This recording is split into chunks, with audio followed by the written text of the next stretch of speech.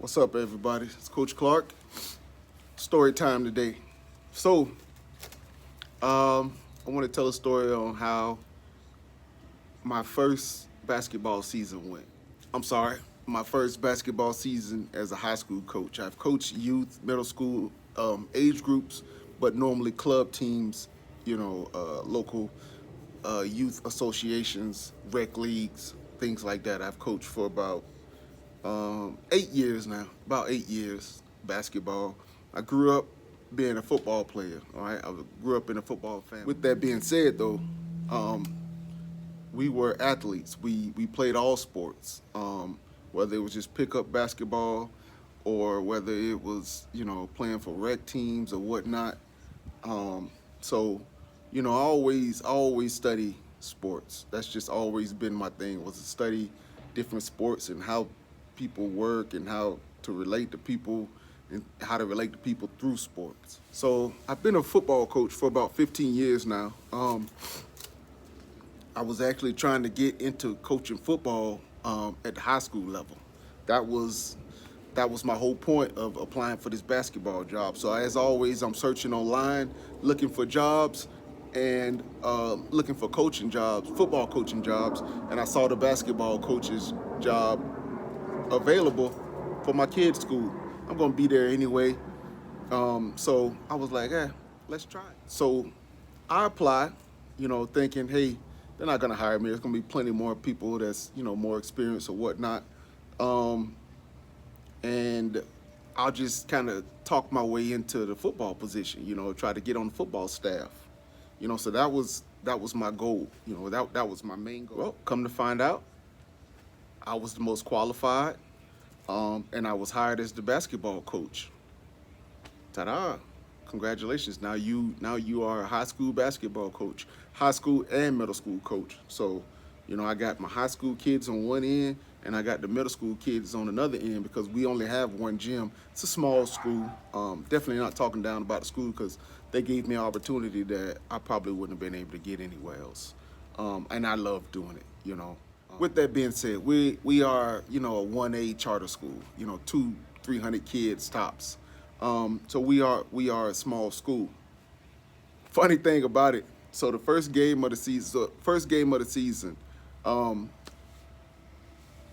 it was a tournament, all right, and we're in the tournament with 6A, 5A school, big time programs.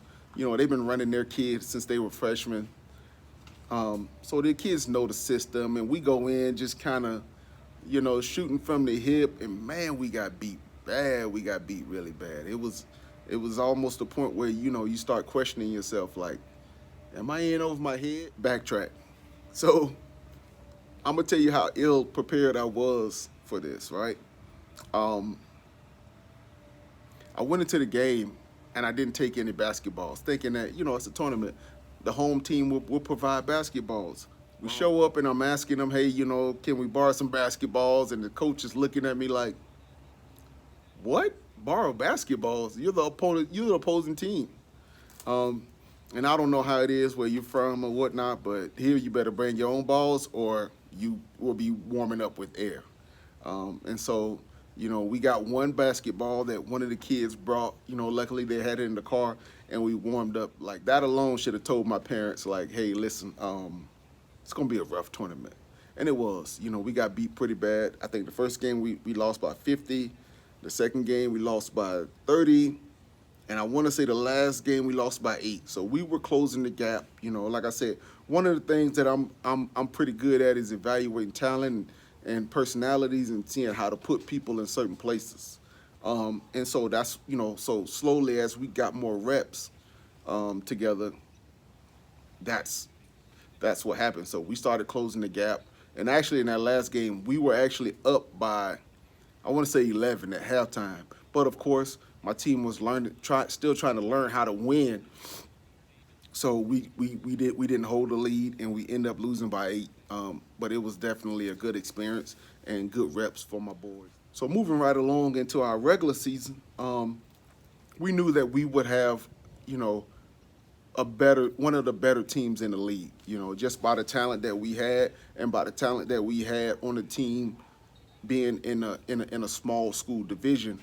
we knew that just on talent alone, we would be able to win some basketball games. How far we would be able to go, we didn't know. But of course, as always, our goal is always to win a championship. Every single team, every single sport, that's always our goal, you know. But I try to tell my kids, listen, you can't focus on the end of the scoreboard if we're not focusing on every single possession, making sure we're doing the right thing, playing good basketball. So we jump out, toughest team in our division. First game, we take them in overtime and we win in overtime. I think we won by 3 or 4 points in overtime, something like that. And then we hit a streak. We started rolling, but we still really don't know how to win. We were winning because we were just better than the team. We hadn't been really tested. That first game was our only test, but then we just ran through a couple of teams. So we were still trying to learn how to win because we would get up big on teams, 20, 25 points, and then we would just kind of hit cruise control. And it wasn't anything like for substitutions or anything like that. It was just our team just hit cruise control on their own, kids being kids. And so as coaches, we were trying to figure out what are we doing wrong as far as motivating them, keeping them going, and keeping their foot on the gas pedal. And so that was our challenge, as a coaching staff this season was getting our kids to finish. You don't take your foot off the pedal ever. Teaching points. So that's one of the big things I tell any team that I'm coaching. You never take your foot off the pedal. All right. And I know it's a lot of people that they talk about sportsmanship and things like that, and I'm probably one of the most sportsmanship-minded people, all right? But at the same time, I have to prepare my team for where we want to go later on in the season. So we're not trying to beat up on lesser teams. I'm trying to get my players reps that's going to need those reps later on in the season when the going get tough, And if we're going to get to where our goal is, then I have to have them prepared. So anyway, we end up playing a school here in town. And I had some. So what happened?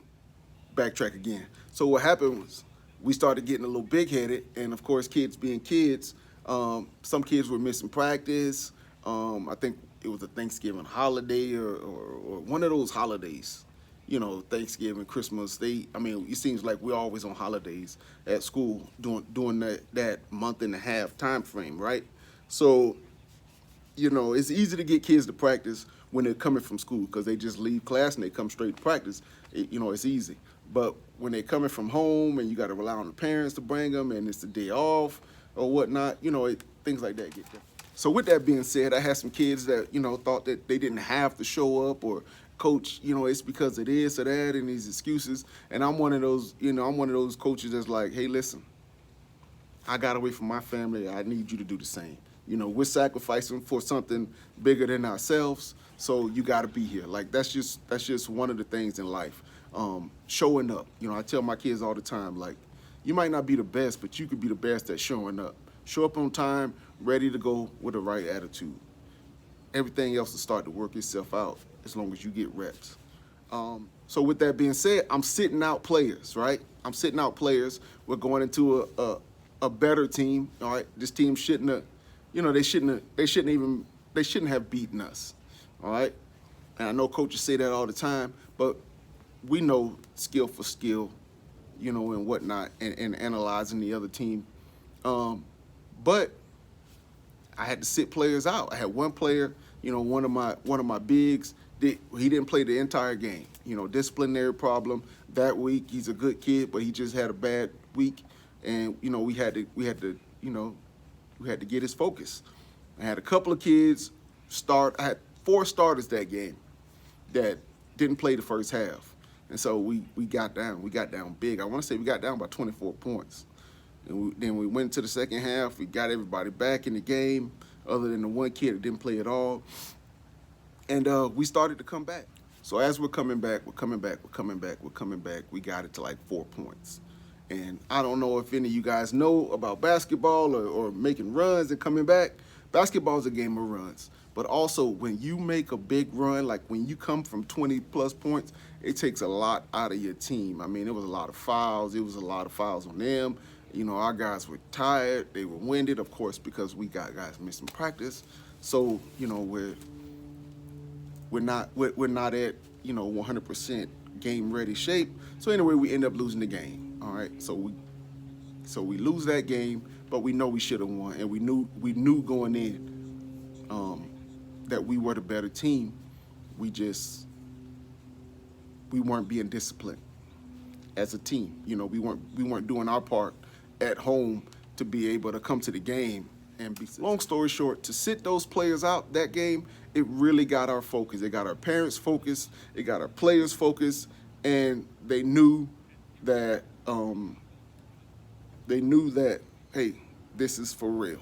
All right, coach is gonna hold our feet to the fire, and so we got back on the right track, got everybody to practice, and we went on a run again. You know, we finished the season, you know, with only one loss. You know, it's not bad. You know, my first year, I'm like, hey, you know, okay, it's a lot better than I thought, because, you know, I thought I was going to go in there and get blown out. And I believe the year before, we hadn't won a game, or we won one game. So, you know, I was kind of feeling good about myself. So we hit the playoffs, and, of course, who do we draw? Exactly. The same team that we lost to. Now, as a competitor, that's nothing more than I want. You know, I don't want that team to lose to somebody else in the playoffs. I want to right our wrong and play against them. I want to beat them, you know. So we end up playing them, and we go up big. You know, first half, everything we do is boom, boom, boom. We're moving the ball. You know, we're not settling for these 3-pointers that we sometimes fall in love with. We're getting these layups. We're getting to the free throw line. I mean, we got their main guys in foul trouble. I mean, it was perfect. Went into halftime up by 18. You know I'm setting this up, right, for more to come. So we come out of halftime, and our guys are celebrating, and we're trying to get them back down to earth.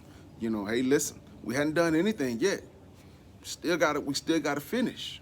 You know, and like I said from the beginning, our team, this entire season, was dedicated to our team learning how to win, all right, and learning how to close out a game and really just keep your foot on the pedal. Well, what happens? They go on a run, and then we end up going into overtime.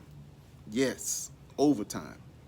We end up going into overtime with this team. Backtrack a little bit. So we go in overtime with this team, and I want to say 4 of my 5 starters have fouled out. Yes.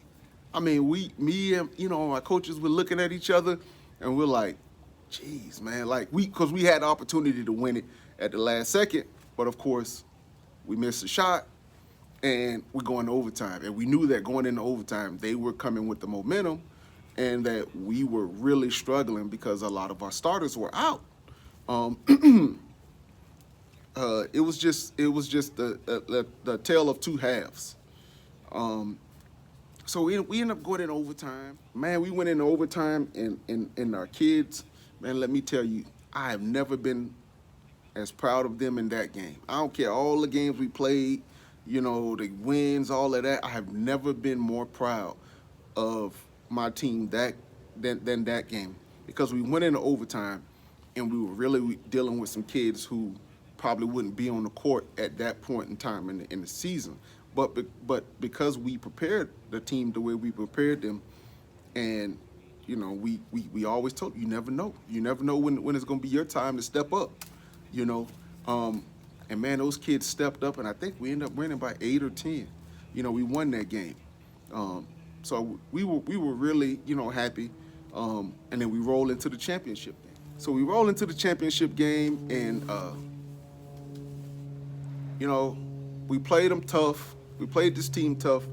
I'm not gonna go into details on the team that we played or whatnot, but we played them tough. We played our hearts out, and we lost in the championship game. So we end up being district champions and sub-regional we end up being sub-regional runner-ups. So, and that's how we ended the season. Oh, y'all see my dog? So that's how we ended. That's how we ended the season. Definitely couldn't be more proud. I'm so hyped and ready to come back next year. We only graduated 2 kids off that team, and I really look forward to what next season has to come. With that being said, I know a few kids already have voiced to me that they won't be back next season. They're gonna go to this school or that school, and I get it. You know, as a coach, that's just a part of the culture, right? Like, it's gonna happen. You know, a lot of that is some stuff you can't control. But my thing is, and here's my message to the parents: don't be so quick to leave, because a lot of your kids, they're gonna go to these bigger schools, right? I mean, kids are gonna transfer to 6A schools coming from an A school because of, you know, and they're basing it off the success that they had at a single A school. And being a junior, transferring into a program and going to and trying to take a spot from a kid that's been there since he was a freshman, it's gonna be really tough. And I'm not saying that, you know, anybody that they can't do it, because, you know, we do have some talented kids that'll go in and they're gonna shock that team over there. But coaches tend to stick to and like what they know. So it's gonna be really difficult to come in there and just take a 6th or a 7th man position. Now you go in there and you're good enough to start, coach gonna take you. But to take a 6th or 7th man, you know, position somebody that the coach already knows he's gonna go in, he's gonna do his job, he's not gonna give me any problems or anything like that, that's gonna be very difficult. But with that being said, you know, I'm very thankful for the opportunity to be able to coach at the high school level. I always wondered if my tactics and the things that I use to motivate the kids and some of the drills and skills that I give them, would it transfer? You know, you always think like, oh, you're doing this with the little kids, but you need something like extravagant for the older kids. And, you know, just studying other coaches and things like that and other successful coaches, and it's completely the opposite. You know, as the kids get older, you don't need to get more extravagant, get complicated. You just need to beat up on the fundamentals. You know, the best players in the world are fundamentally sound players. You know, I tell my players all the time, if you want to watch basketball to see how you should move and how the ball should move and things like that, do not watch the NBA. You know, there's very few teams in the NBA that you can watch and then you can instill that into high school basketball. I tell my players all the time, if you want to watch something, watch women's college basketball, because you know, I got one kid that's above the rim. The majority of us are playing below the rim. So if you want to watch ball movement below the rim basketball, you need to watch women's college basketball, because that's exactly what we're playing. You know, we're moving the ball, we're trying to shoot what we want to shoot well, we want to get layups, but, you know, we're not just flying over everybody, dunking on somebody, or, you know, we got somebody 6'10" that we can just throw the ball in the paint and he's just gonna automatically dominate the paint. So just something to you young basketball players out there, you young athletes out there, stick to the fundamentals. And I'll see y'all out there on the court next season.